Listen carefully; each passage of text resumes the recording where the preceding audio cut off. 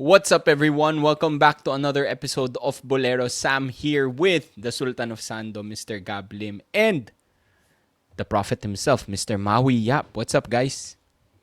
Isa lang ang gusto ko sabihin. To the NCAA fans, get ready your Pilipinas Live subscriptions.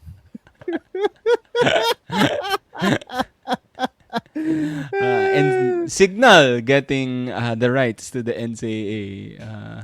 So probably. Isa lang ang gusto ko sabihin doon. In the article, in the spin.ph article, it mentioned that Nasa Signal YouTube was, daw. yeah, ila-live stream daw nila ang NCAA games sa One Sports YouTube page. And Which I'm like, includes the UAAP. ano nga, Daw. why not the UAAP? It is so crazy. Diba? Tayo mga UAAP fans, we still have to pay to watch the UAAP. Yung mga NCAA fans will have the opportunity to watch it for free on YouTube. Oh, come on. Grabe. Short end of the stick tayo. Bakit ganun? Embrace the future. Kahit World Cup, napapanood na sa YouTube. But I won't be surprised if they actually don't live stream it. Tapos they'll force the NCAA fans to get the Pilipinas Live yung subscription. Welcome to the Pilipinas Live family. Delayed telecast, di ba? They like what they do with Filoil. Pwede din. That's smart. Okay, hindi ko in-expect ulit yun, Gab. Akala ko kakanta ka na naman ng ABC? Commercial jingle eh. Anyway. It's already gone from my head. Don't remind me. Sa Sunday siguro, yung pagbalik ng Filoil, mas stuck na naman sa utak ko yung jingle na yun. Okay, so for today's episode, we are going to do some UAAP news recap. We haven't talked about some of the recent updates or player development, roster changes, specifically to one team, the De La Salle Green Archers. So we're going to talk about a couple of changes to the roster. First, starting it off with a very weird new recruitment. And I say weird because he was already part of another team. I'm talking about Joaquin Tovera, who played for UP in the Filoil tournament, then suddenly decommits and joins the De La Salle Green Archers, eligible for season 89. Gab, talk us through how this transpired, because I know natawa ka the way things happened. You and Maui were talking about it dun sa chats natin. Very strange. Very strange. Give us a quick recap. If we were to do a shock meter, this was a whoa for me. Di naman, actually, di whoa. Wow. It's a wow. Talaga. It's the second highest level on our shock meter because he had already been playing for the UP Fighting Maroons in Filoil. Diba? I think he's eligible. Is he eligible for season 89? I know he's 90 pa siya eh. So season 90 pa si Joaquin Tovera. So he was already playing for UP. Sorry, parang nakita ko eh sa article, but I can double check. Anyway, go ahead. Yeah, so he was already playing for UP. He played for UP against Mapua was that a Saturday? Yeah. Last week he already played for UP, and the next day was his birthday. Then he announced that, I'm leaving UP. I'm actually going to La Salle. And it's so funny because there were multiple greetings and interviews by UP fan pages. The daming SOCMED content eh, no? Ang daming SOCMED content. There was an interview where he said that he's happy to be in UP and he's thankful because UP was the only one who chose him, who approached him, and believed in him. And then we find out not mere 24 hours later that he's crossing to their present day rivals, the De La Salle Green Archers. Essentially, and I think Navs called it going home or going near family or something like that. Apparently he's related somehow to the Cortez family. Former teammates with Mikey, and then I think his uncle is cousins with Mike Cortez, according to a Tiebreaker Times article. Ayun. So that's wild. That's wild. And come, this is a pretty heavy off season for us UAAP fans, especially for us Ateneo fans. But Joaquin Tovera gave us one of the more lighthearted happenings of the off season kasi nakakatawa to. This comes I think a mere few days after Irish Kokia, who previously played in the preseason for LaSalle, committed Isha to Basket. UP. Yeah. Yeah. So I don't think that's a coincidence. Maybe that was what influenced the decision of Joaquin Tovera to change course and go to LaSalle. Maybe because okay, they're recruiting another point guard for season 90. So am I really the priority here? Maybe that's what went through his mind. But it's pretty funny. Trade talaga yun, Gabi. Trade I know. talaga yun. We had this last off-season, Sammy. Remember the Aldous Torculas, James Payosing trade from San Beda to UP and UP to San Beda. So now we have a LaSalle UP trade. Trading point guards. Irish Kokia for Joaquin Tovera. And it's funny also because Joaquin Tovera was playing really well. I thought he played really well, and especially in that blowout against LaSalle, was really bringing it to apparently his second cousin, Jacob Cortez. Even got a steal off him. I think we all highlighted that during their game. So really a funny series of events between the UP Fighting Maroons and the De La Salle Green Archers. Maui, thoughts on the move? Is this a better fit for him? I honestly don't know. These two teams. Just ask Gillian Kines. Diba? Si Ludovices coming pa. Oh, I was gonna get to him, Maui. I was gonna get to him. Sige, go ahead. Diba? I think si Tovera's available for season 89. So a very big blow to Gillian Kines. Another show of non-confidence in Gillian Kines for this coming season. Crazy. As Gab mentioned, one of the most craziest transfers, I would say, the past few UAAP seasons. Just because we saw him play as Gab mentioned, the day before, UP had an infographic greeting him happy birthday. There were interview highlights of him giving out very good words. So clearly there was no discontent officially with Joaquin Tovera. So I was so shocked to see him suddenly transfer to, as Gab mentioned, their modern day rivals, the De La Salle Green Archers. This guy was recently crowned as the MVP of the FIBA Southeast Asia qualifiers for FIBA Asia under 18. So I'm excited to see how he fits in. I don't know, but pati ba the other transfers of LaSalle was affected because of this? Because si Gollena suddenly, which we'll get into later, suddenly decided to transfer out of LaSalle. Is Tovera gonna get minutes? I think that's the biggest question right now. As of right now, we don't know who will back up Jacob Cortez. That's still a question mark. Will Jason Saibol be the backup, or will Tovera still that, or will Gillian Kines prove that he deserves more playing time? But this is I know I feel it for Gillian Kines. I think this is another vote of no confidence for this guy's future. If I were him, I'd probably start to check if there are to send feelers to NCAA teams, because I cannot believe. If I were Gillian Kines, I would approach UP like, hey, bagos niyong bawian yung LaSalle. The next JD Kagulangan ba? Problema with the current UAAP rules, di ba? We were seeing it, di ba, with the transfers, with the current UAAP rules.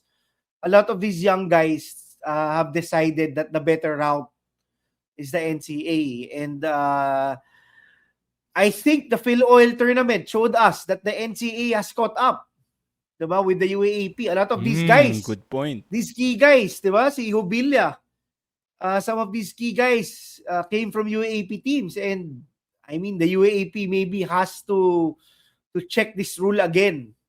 Are we diluting the competition with this rule that any transfers is more beneficial to transfer to the NCAA? And we'll get to the other LaSalle players later who I think both of them have decided to transfer to the NCAA. One is confirmed, one is not. So another big blow to the UAAP. UAAP's eligibility rules, in my opinion. Sorry, nakalimutan ko tanungin sa'yo before we move on. How shocked were you when you saw Tovera decommitting and moving to LaSalle? Very shocked. Because of all teams, di ba? If all teams he went to, it was LaSalle. And, So ano ka, wow or wow? Medyo wow ako, to be honest. Okay, Kasi, same tayo. I mean, it's crazy, di ba? There were interviews going out.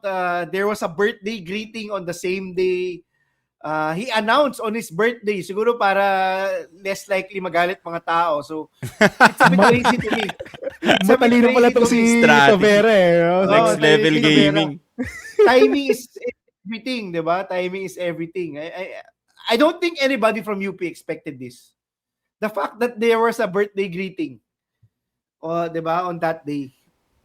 So, I was really shocked, to be honest. Maybe on the same level as yung transfer ni Mason Amos to LaSalle, but not on the same magnitude.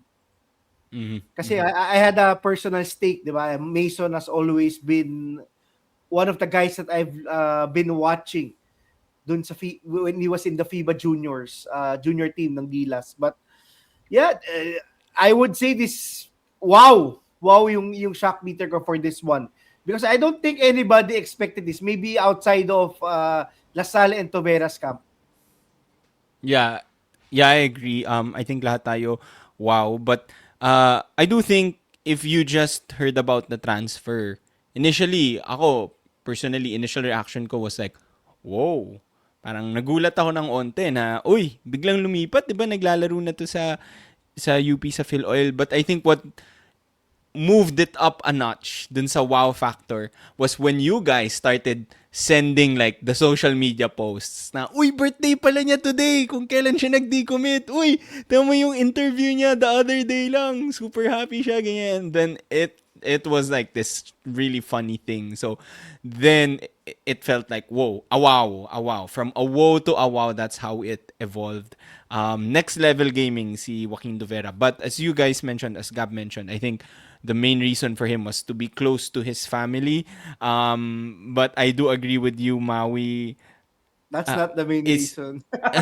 That's not the main reason, pero that's what he's saying. But I do agree with you, Maui. Is it actually a better move for him career-wise? I don't know.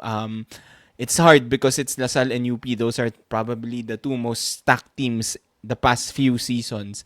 And it's no surprise that a lot of players leave those teams because they seek more playing time. And we'll talk about two guys that maybe are looking for more playing time. Wait, Sammy.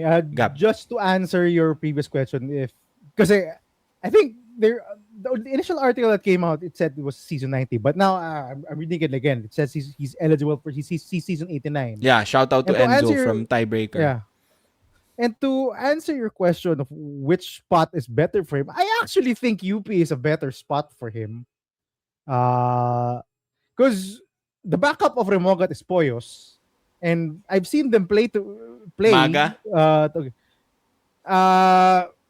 Maga has not played backup point guard to Remogat. It's more si Poyos eh. I think it's better than Poyos. Honestly.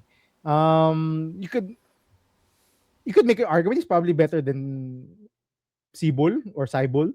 But I think Saibol is the better shooter right now as a more mature game. Parang siya si Lian Ramiro. Steady And Saibol hand. is older, di ba? Tama ba? Yeah, he's a one and older. done, Sammy. Yeah. He's a one and done. So exactly like a Lian Ramiro, a very mature game. Doesn't make a lot of mistakes. He's not flashy. Unlike si Tovera, he's not flashy, but he hits the outside shot. He runs the offense. He doesn't wow you, but he's steady. And I think if you're a guard coming off the bench to relieve Jacob Cortez, I think that's what you want. Uh, Tovera, I think it's more banking on the future. I think he's really good. When the news came out earlier this preseason about his commitment, lahat tayo, I think, let's wait and see. Kasi yung mga highlights, parang konting plays lang, diba? Ano bang makita natin sa highlights from his high school days? Pero now that we see him, I like the potential. I think UP was the better spot because his competition for minutes next season is Poyos and maybe si Irish Kokia. I think he's better than Poyos already, despite Poyos being the more experienced player. And I thought he could definitely outplay him for the upcoming season and perhaps be the backup point guard to Noy Remogat. But yeah,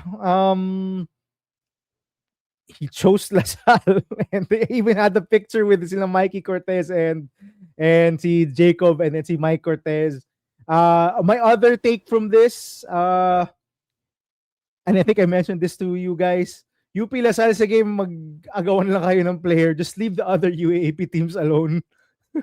Yun lang. just leave FEU alone. Umabot na sa leave UST. no? Sila na nag-aagawan. Yun nga, para sa akin, that's good. Like, go lang. Kayo magagawa ng player. Just leave the other teams alone. Let the other teams build their own programs, build their own players, form their own teams. Leave the other teams alone at this point, I don't want to have UP versus LaSalle for 8 straight seasons or whatever. I don't want. I'm sorry. Gusto ko naman ng iba, So, yun lang. Go, magagawan kayo. Mag-away kayo. Yun, family. Family is the most important daw. Moving on. Shout out to Dom Toretto. Family. Family. Moving on. Let's talk about departures from LaSalle. Right after the news of Tovera joining, a few days after, we hear Rhyle Melencio leaving LaSalle, and then a few days after that, EJ Gollena bids farewell to LaSalle. So, I'll start with Maui this time. Maui, ano yung reaction mo? Let's do both, no? So, what was your reaction first to Rhyle Melencio leaving LaSalle, and then what was your reaction to EJ Gollena leaving LaSalle also? Wow meter natin. Ano yung reaction mo for both? Shock meter. Don't change the name of our segment, Sammy. Sorry, shock meter pala. Yeah, I think yung kay Melencio, what shocked me the most sa article is he's actually eligible to play as a B-League local. I think I'd said this to you guys. But it's not shocking at all that he's transferring out of LaSalle. LaSalle has... So meh ka lang, meh. Lang. Meh. Yeah, LaSalle has so many wing players, and I don't know how he gets minutes, to be honest. They've tried to play him as a small ball 4. I still think that he's a better, if he can convert his game to a wing, a 3 or a 2, that could boost his chances, pro chances. It wasn't that, as I've said, it's only a mere reaction for me. I think it's warranted. I think it's its 4th season for LaSalle, if I'm not mistaken. He missed 2 because of ACL injuries, if I'm not mistaken. So he's already 22 years old. So he needs opportunities to shine. And I think going to GRU, going to the NCAA could give him that chance. Because LaSalle and UP, believe it or not, will never stop recruiting big name players. And you don't know, diba? Just as Josh Coronel, who's coming off multiple knee injuries, multiple injuries. When will he get his chance? We still don't know as of the moment if Josh Coronel will get his chance this season. I'm under the impression that he wouldn't. He'll not get it this season. So maybe he's just planning for the future.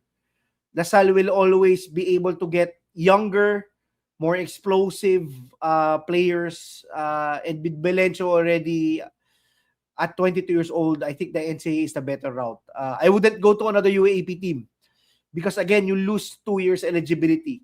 If you transfer to the NCAA, I think he'll be able to immediately play. Or kasi parang I think the rules in the NCAA are different. You just have to have a half semester of residency. So I'm not sure if si Melencio is eligible to play immediately. Maybe that's the case, but he'll definitely have more years eligible in the NCAA. So I think that was a wise move on his end. On the other hand, I was more shocked, but not wow with the Gollena transfer.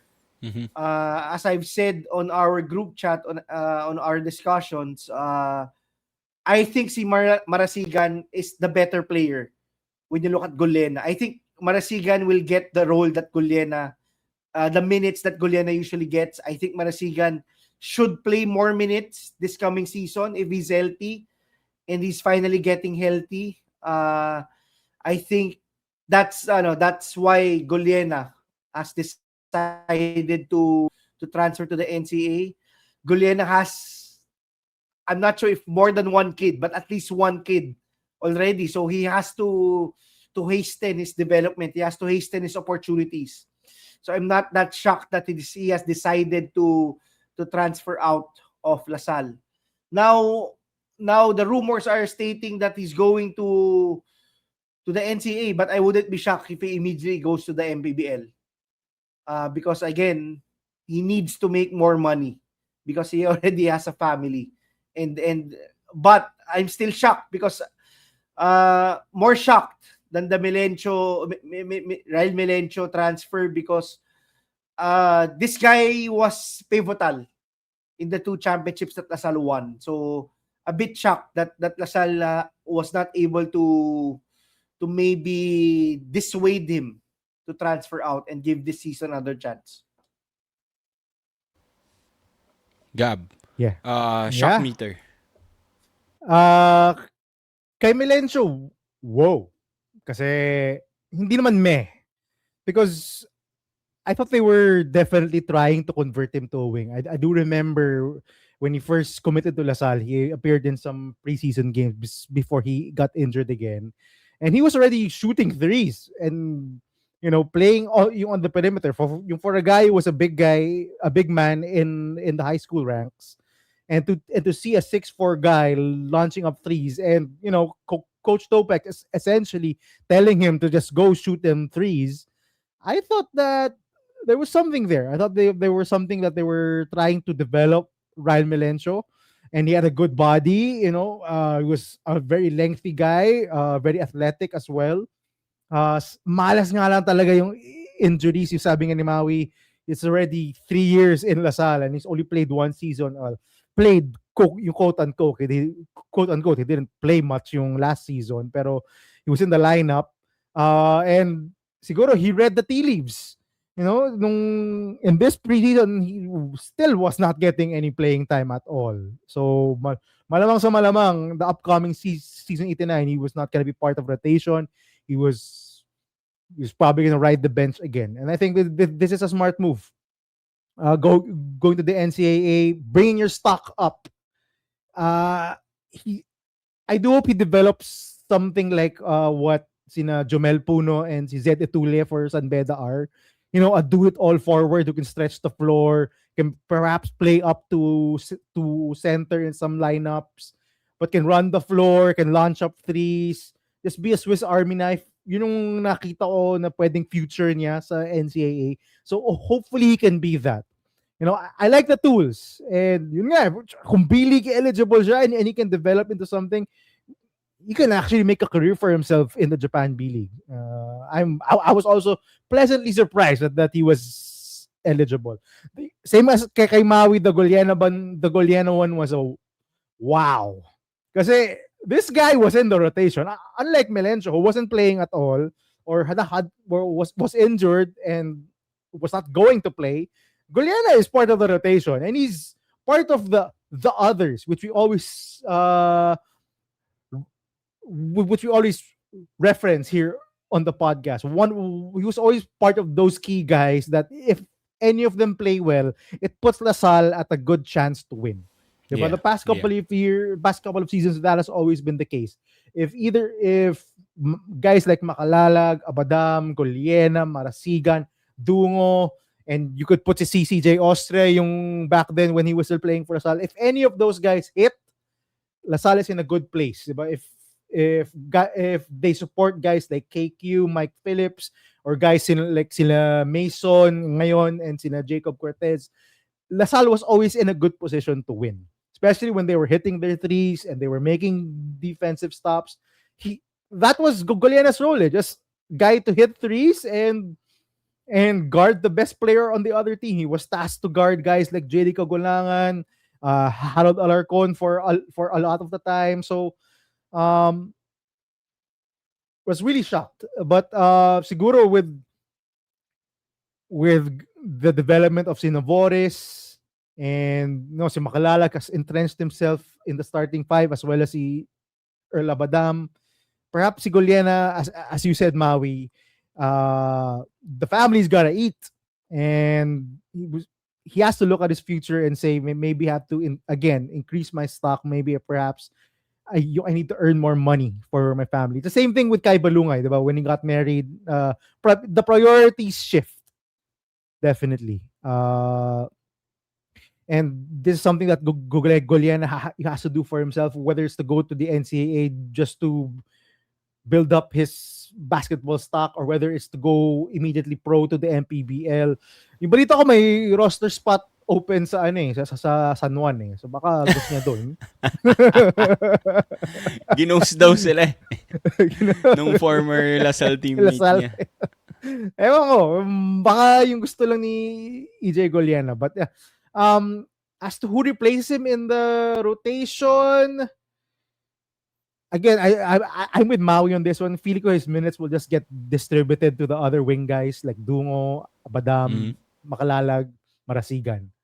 I don't know if there was someone who will enter the rotation. Maybe Mikey Cortez if he's healthy, but we haven't seen him play yet. So I don't think this impacts LaSalle, a lot, but it does, I think, have an impact on their depth.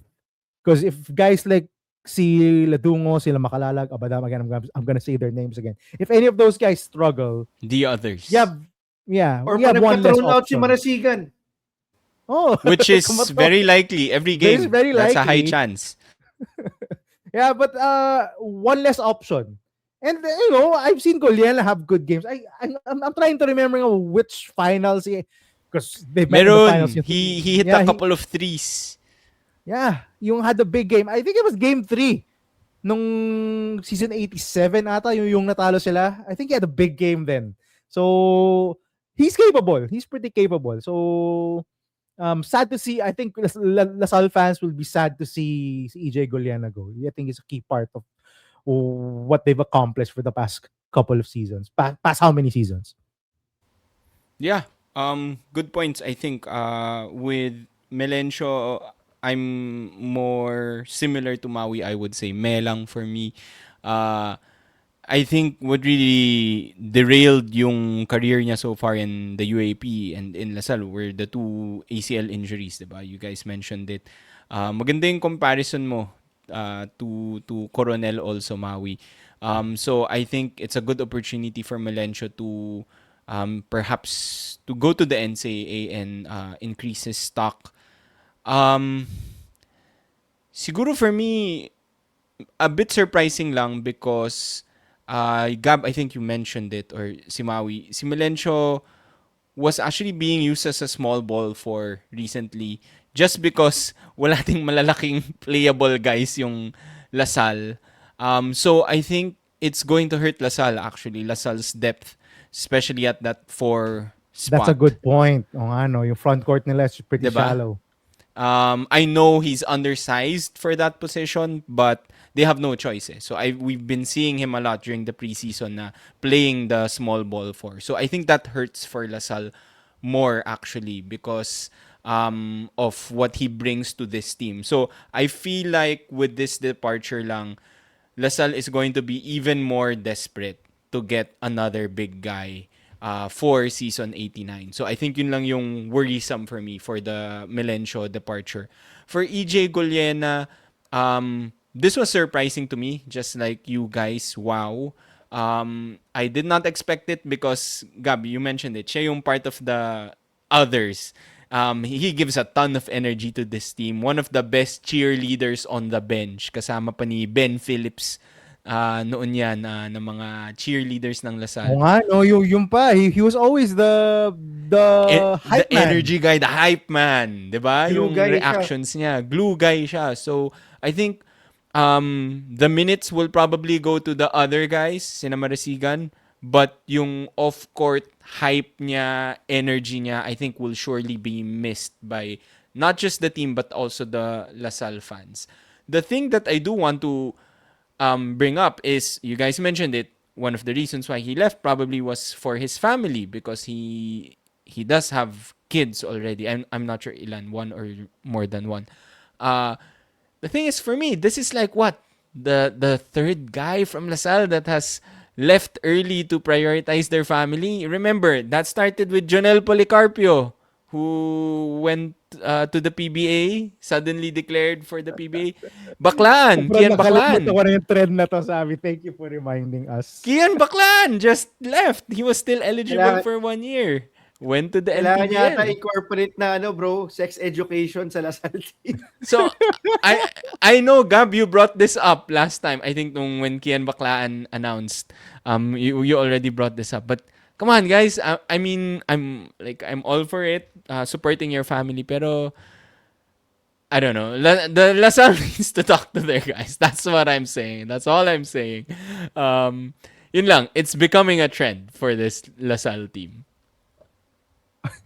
Sobrang nakalimutan ko na yung trend na nga pala yun. O nga, no, I did bring this up with Kian You brought this Paclaan, up. I remember. I was Yeah, expecting you to bring oo. it up again. Janelle Policarpio, yung Policarpio, KQ, Kian Baklaan. KQ pa pala. Oo nga, no? KQ KQ pa pala. pa, saka si, Kian and Baklaan. now si EJ Gollena. And now EJ Gollena. I So, wonder who's next. there is a trend. So, tingnan natin sino yung mga may dalang kids pag maglaro sila ulit or mag-champion. Okay. Yeah, so I think that's it for so far for some of our UAAP news recap. Mostly focused on LaSalle kasi they've had a lot of roster movements lately. But we do wanna go back to a topic that a lot of people have been asking us about. We want to shift to a more serious topic. We want to talk about Ateneo. And one of the questions that we get asked a ton, whether you guys in the comment section or people that we talk to, friends, family, relatives that we talk to that listen to the show, what's going to happen to Ateneo? Is Ateneo going to be suspended? Should Ateneo be suspended? Or should Ateneo voluntarily withdraw? I think that's one of the most common questions that we get asked today. So I do wanna open this floor. I know you guys know now we all studied in Ateneo. These guys studied there all their lives from elementary to college in medicine. I was also there elementary, high school. So you may think na biased yung opinions namin. So I also want to open the comment section. Please tell us your opinions on whether Ateneo should be suspended by the UAAP, by their school, or should or should the school voluntarily withdraw in the UAAP. I want to start with you, Maui. Yeah. I think we wanted to talk about this, but we don't know what the right timing is. Ako personally, that's what my opinion. And maganda yung sinabi ni Sam. All three of us studied at some point, most of our lives actually, in Ateneo. Even si Sam, since he only did not study in Ateneo nung college. But you cannot, me personally, I think Ateneo should not be suspended or should not voluntarily withdraw from contention in season 90 in the UAAP. 89, you mean? 89, Ay, 89. 89 pala, sorry na tuloy parang sinabi ko dapat di sila maglaro ng this coming season. But on a more serious note, I get it. You cannot put a value on the lives that were lost during that tragic incident in Baler Aurora. I get it that there has to be somebody accountable to what happened to Rene Baterbonia and Divine Adili. I do not think personally, in my opinion, that the whole school, also the players, should be liable for the loss of their teammates. I think Ateneo should be able to compete. I think it's the argument that LaSalle and Adamson were suspended in previous seasons because of circumventing the rules. I think that argument is completely flawed because this is completely different from that scenario. Even yung scenario of Coach Alden Ayo. Diba? UST was not suspended for that season, but Coach Alden was removed immediately. I do not think that Ateneo should be penalized, especially the players. I think these guys need some sort of outlet. I think these guys need some sort of way to honor their teammates. I don't think it's only limited to basketball. Remember, a lot of these athletes, maybe si Rene, who just got to Ateneo, did not know a lot of people in the campus. But definitely si Divine. I've seen some athletes, non-basketball, post about Divine. I've seen some alumni, some current students post about Divine. This is their way to cope. This is their way to honor a fallen brother, a fallen friend, a fallen classmate in college, which is why I think, in my opinion, Ateneo should be allowed to play this coming season. I know there are varying opinions. I know that some people are pushing. I know that some people have crusades to not allow Ateneo or clamors for Ateneo to voluntarily not play. But there are so many more people involved. I think the UAAP rules have to be reviewed because it's crazy that when Ateneo, the basketball team, if they voluntarily not play, a lot more people will be affected. Diba? People from all sports. People who are also volleyball players. We have professional volleyball teams here in the Philippines. So those will be affected. Even yung women's team ng Ateneo, who I think some players could potentially play abroad, could be affected. So many stakeholders, so many people will be affected, which is why I think yung main argument ko is they should allow Ateneo to play the players. I also believe that the players should not be penalized. I think that's my main point. Diba? A lot of these players will be affected, not just this year, but yung future nila. You don't know what will happen in 1 year. So, yeah, I think those are my initial thoughts. Before we go to Gab, Maui, can you briefly explain bakit magiging affected yung mga other sports then? Just for people who are not I aware. think si Gab will touch on this also. Sige, Gab. Unfortunately, the UAAP rules, when the volleyball or basketball team of a UAAP member school decides not to participate, it will affect the whole student body. They will not be allowed to participate in any other UAAP sports. So I think that's a big thing to consider in this situation. Gab. Yeah. I'm with Maui on this one. Ateneo should not be suspended for UAP season 89.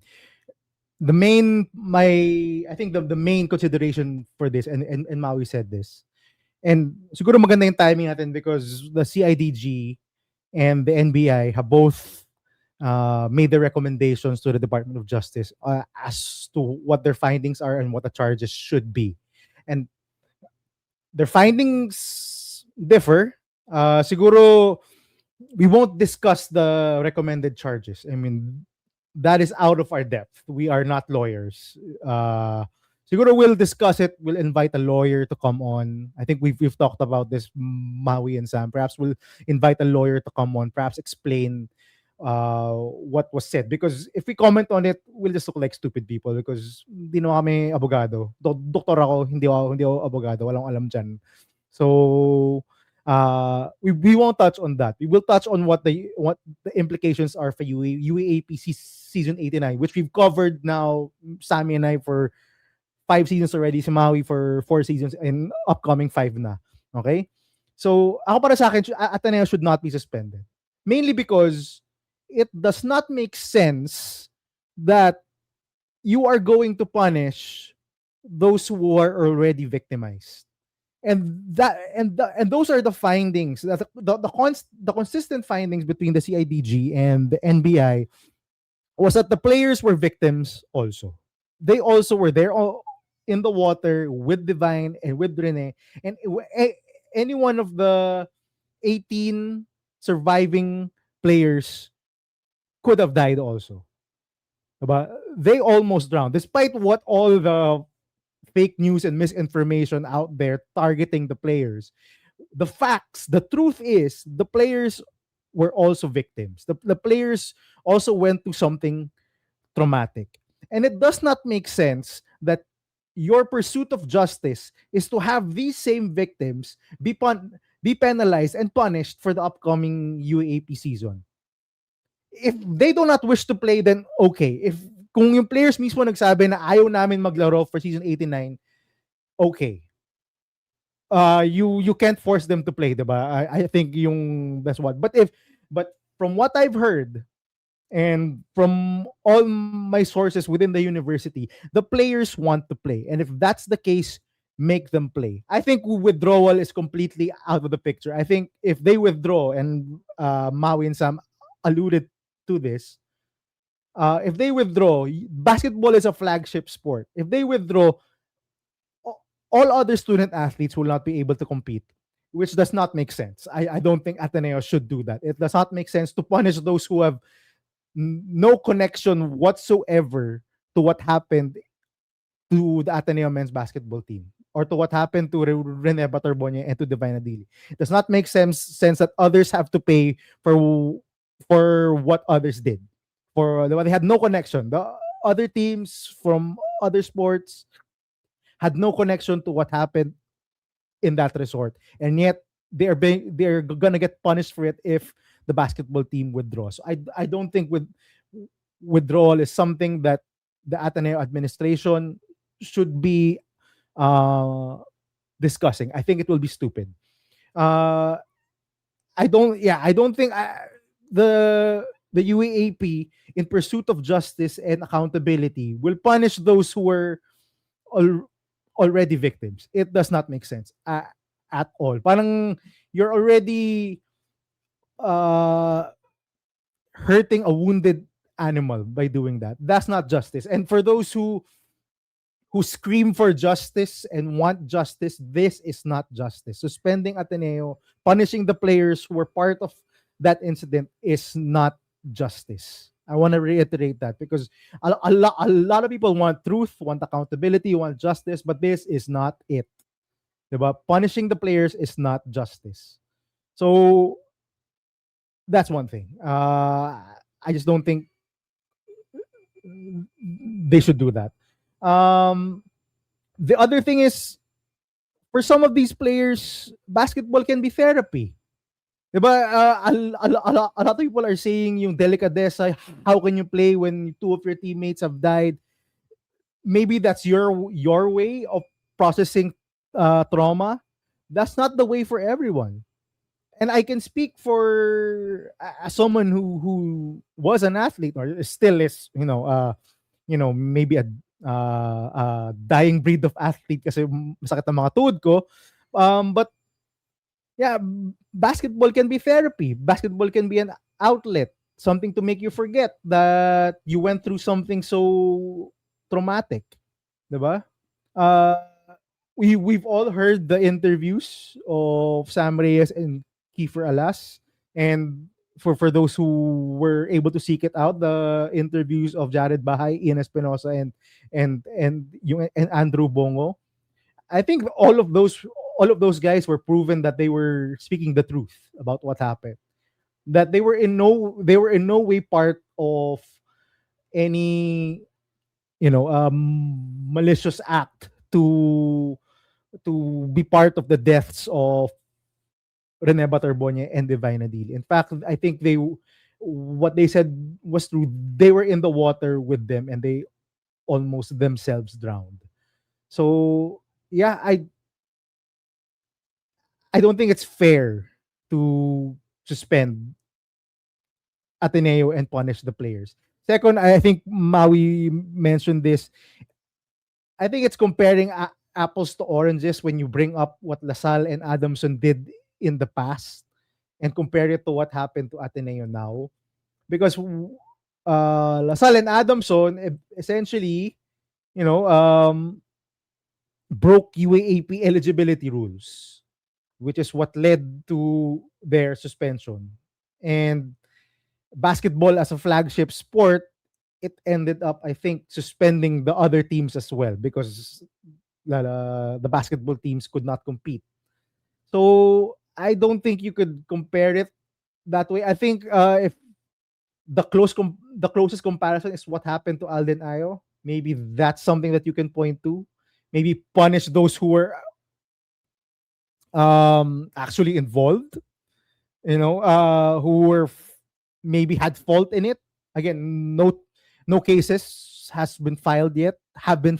So but I think they should keep the ban on the coaches in the coach tab and all those involved in the charges. Keep the ban for next season, but I don't think suspending Ateneo and then completely uh, punishing all the student athletes, even those who were not involved, uh, is the fair and rightful thing to do in this situation. Yeah. Well said, Gab. Well said. I think pretty much you covered most of what we wanted to say. We've talked about this on our chats. I think on Telegram, I think suspending them is out of the question. It doesn't really help anyone. It just m- makes the lives of the players, not just the basketball players, but all the other athletes, even more difficult. This is a year of playing competitive sports can derail their careers, their future careers, or their bright future. So I think suspension is probably should be out of the question. The UAP should not do that to punish Ateneo and effectively punish everyone else. What I just wanted to say is, I think you mentioned it, Gab. Now, if someone from the team, a player from the team, does not want to play, then they should respect that. Ateneo should respect that, and the UAAP should respect that. Then they don't have to play, but they shouldn't be suspended for what happened because they are also victims. And as you mentioned, Gab, it seems like some or most of the players do want to play. So why not let them play? Perhaps this is their way of coping, and this is therapy for them. This is their way to heal. So why not let them play? But this does not mean that people should not be punished or whatever the findings will be. I think, as you mentioned, Gab, may findings na, may, sorry, not findings, but may recommendations na there should still be some form of punishment, but a suspension of the basketball team and effectively the entire sports program of Ateneo for season 89, I think is a bit too much. Yeah. So for those asking, that's what we believe in. But please do comment down below what you think. And we haven't heard anything yet. So stay tuned if what the final decision will be. Uh, that's it, I guess, for today's episode. We'll stay tuned for more UAAP news. I know it's crazy. It's middle of July, so it's almost UAAP season again. Looking forward to it, and hopefully we get to see all teams play. That's it for today. Don't forget, comment down below. We'll see you again next time. Bye bye.